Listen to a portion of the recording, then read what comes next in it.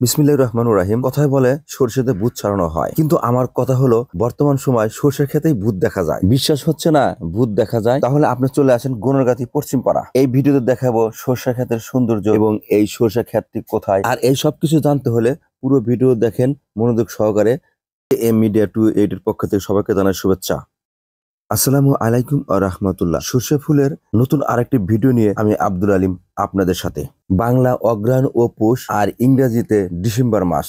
কৃষকের মাঠ ভরে হলুদের সমাহার। এরকম সুন্দর এক দৃশ্য দেখতে আমি এখন সিরাজগঞ্জ। কৃষি প্রধান বাংলাদেশ। বাংলাদেশের কৃষকেরা মাঠে এক এক সময় এক এক ধরনের ফসল ফলায়। এই সময় কৃষকেরা সরিষার আবাদ করে থাকে। আমার জানা মতে সিরাজগঞ্জে সবচেয়ে বেশি সরিষার আবাদ হয়। সবুজ ঘাস ভেদ করে যখন হলুদ ফুল ফোটে, পুরো মাঠটাই হলুদে ভরে যায়। অপরূপ এক সৌন্দর্য ফুটে ওঠে ওই সময় সরিষা ক্ষেতগুলোতে। একসঙ্গে অনেক জমিতে যদি সরিষার আবাদ করা হয়, ওই দৃশ্যটা দেখতে খুবই সুন্দর দেখা যায়। তাই তো সরিষা ফুলের এই সৌন্দর্য দেখতে সবাই চলে আসে সরিষা খেতে। এই মাঠে অন্য ফসল যখন ফলানো হয় তখন কিন্তু এত খোঁজ খবর কেউ রাখে না। সরিষার সিজনে যতটা খোঁজ রাখে, সরিষা ফুলের এই সৌন্দর্য দেখতে এসে অনেকেই ব্যস্ত রয়েছে ছবি তোলার কাজে। কারণ এরকম স্মৃতি ধরে রাখতে হবে সবাইকে, কিংবা সরিষা খেতে এসে একটা ছবি তুলে পোস্ট দিতে হবে ফেসবুকে।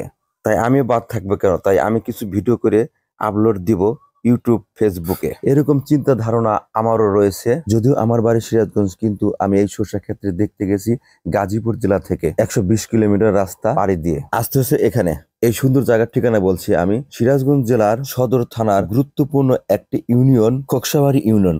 আর এই খোকসাবাড়ি ইউনিয়নের একটি গ্রাম গুনরগাতি পশ্চিম পাড়া। আর এখানেই সুন্দর এই সরিষার বিল। ড্রোন ক্যামেরা শটে দেখা যাচ্ছে যত দূর চোখ যায়, যেখানেই ফাঁকা জায়গা সেখানেই সরিষার আবাদ।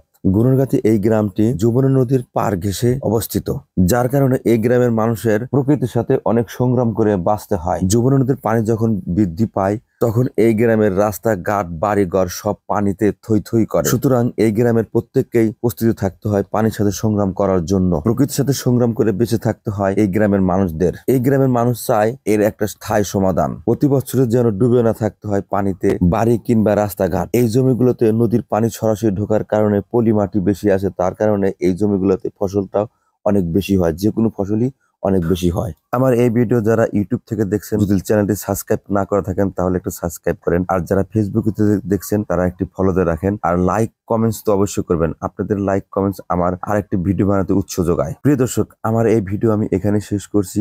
আবার গল্প হবে নতুন আরেকটি কোনো ভিডিও নিয়ে। ততদিন ভালো থাকেন, সুস্থ থাকেন, শুভকামনা রইল।